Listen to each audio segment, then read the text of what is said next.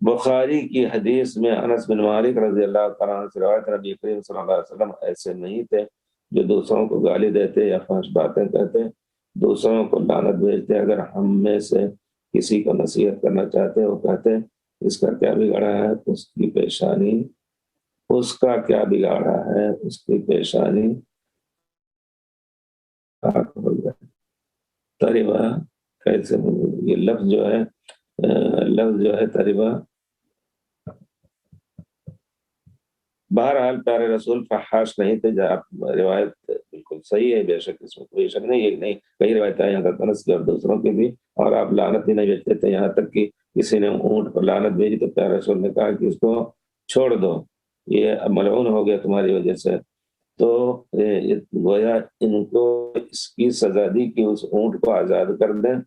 اگر کسی کو نصیحت کرنی ہوتی تھی پیارے رسول نصیحت کرتے ایسے لوگوں کو، نرمی سے کہتے کہ یہ چیز غلط ہے، تم کسی کو لعنت بھیجو۔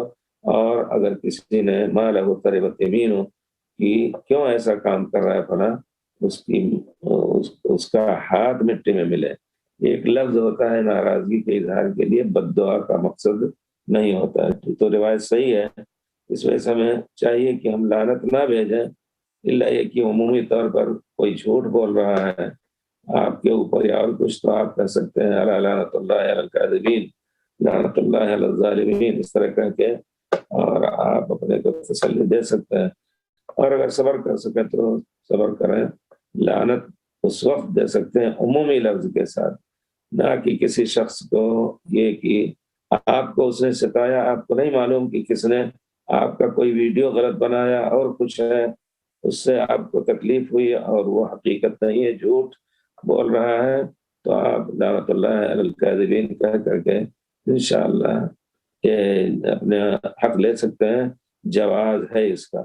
لیکن اللہ فلاں پر لعنت بھیجے، یہ لفظ تعین کے ساتھ صحیح نہیں ہے۔